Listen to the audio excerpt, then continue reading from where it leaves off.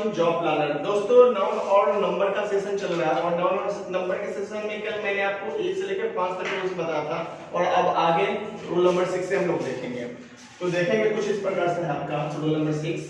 A singular countable noun ending with O and a consonant comes before the O, but the noun is related to technology becomes plural adding s after its name। बोल रहा है कि कोई singular countable noun है जिसका समापन क्या चीज से हो रहा है, तो ओ से हो रहा है। ओ से पहले किसकी चर्चा हो रही है, कंसोनेंट लेटर की चर्चा हो रही है।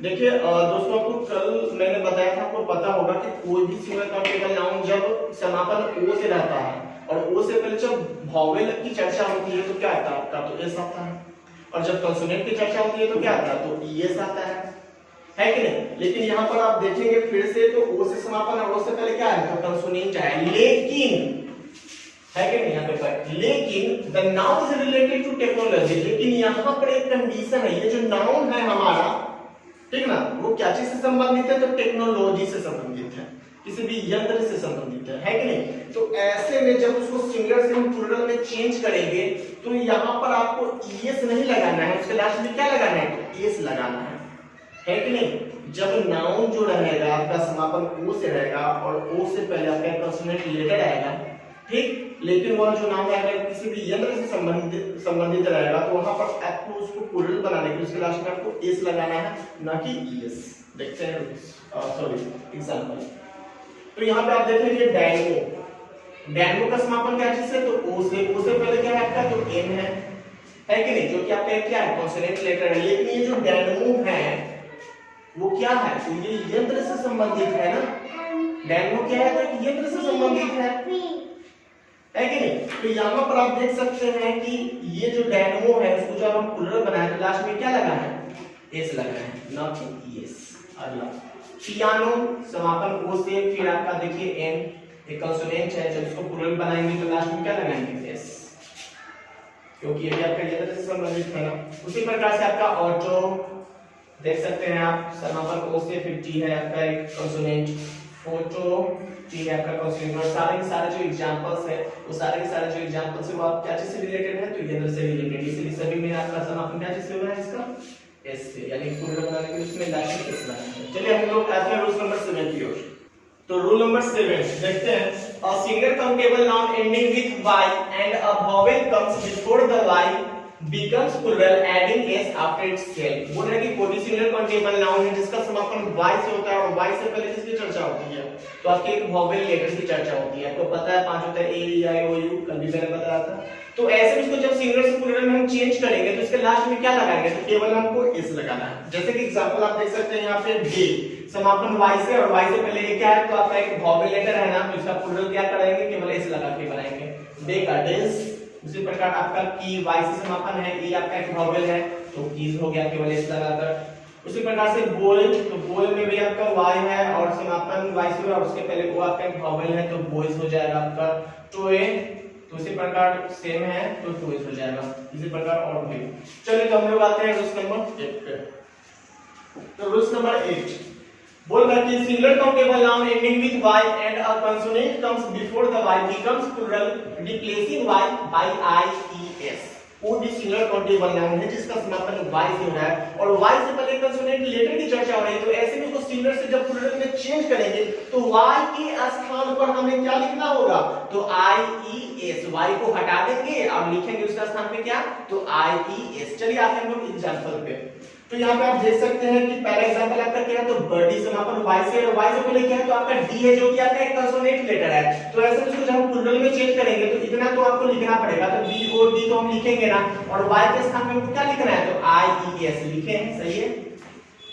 नेक्स्ट एग्जांपल देखेंगे फ्लाई, समापन y से और y से पहले क्या है, तो आपका कंसोनेंट है, वही बात है f है तो लिखना पड़ेगा, उसके बाद y के स्थान पे क्या लिखना पड़ेगा, i e s। उसी प्रकार आपका स्टोरी, समापन y से पहले आपका r क्या है, आपका एक कंसोनेंट लेटर है तो इतना तो हमको लिखना पड़ेगा ना, s t o r तो लिखना पड़ेगा, उसके बाद y के स्थान पे क्या लिखना पड़ेगा, i e s।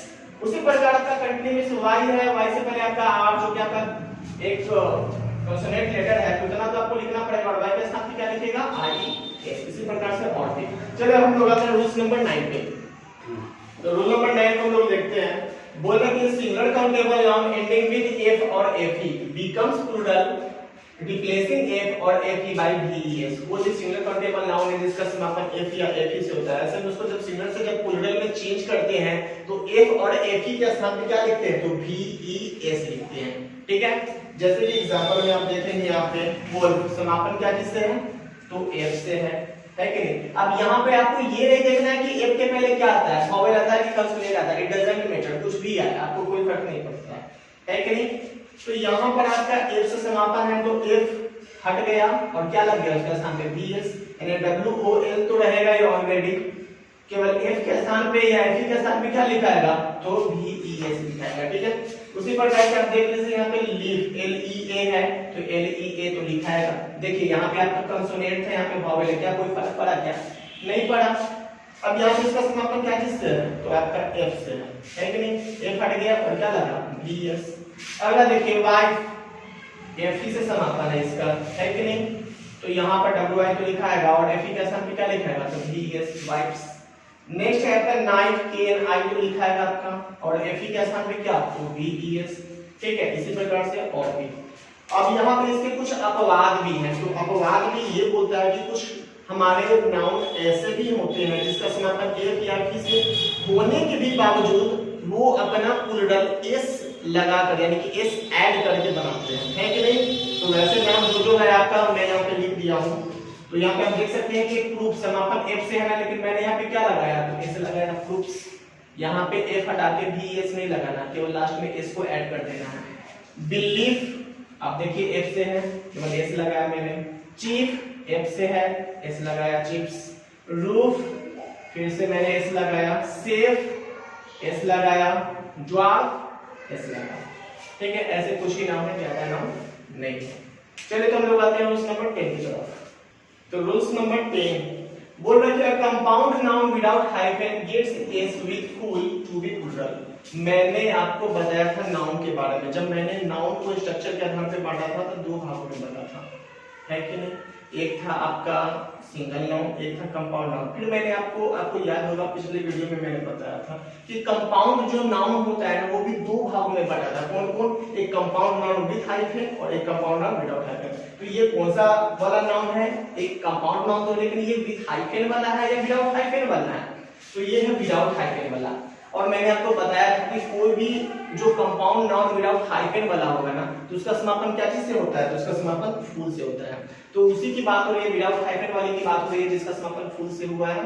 तो बोला कि कोई भी कंपाउंड नाउन है जो कि विदाउट हाइफन वाला नाउन है जिसका समापन फूल से हुआ है, तो उसको जब हम सिंगुलर से प्लूरल में चेंज करेंगे ना, तो उसको प्लूरल में चेंज करने के लिए उसके लास्ट में हमको क्या लगाना है, एस, यानी केवल फूल के साथ हमको एस लगाना है। जैसे कप फुल है तो कप में हमको कुछ भी नहीं करना है, जो करना है किसमें करना है, तो फूल में।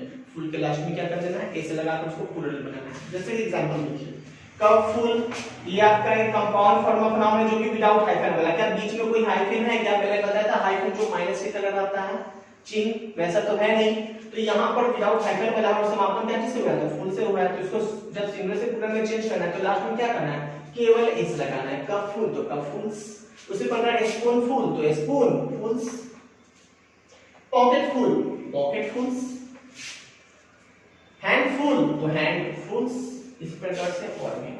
तो ये था दोस्तों आज का आपका क्लास, जो कि मैंने आपको 6 से रूल नंबर 10 तक आपको डील किया, और कल की क्लास में फिर मैं 11 से लेकर 15 तक डील करूंगा। तो हमारे साथ जुड़े रहने के लिए धन्यवाद। Okay bye.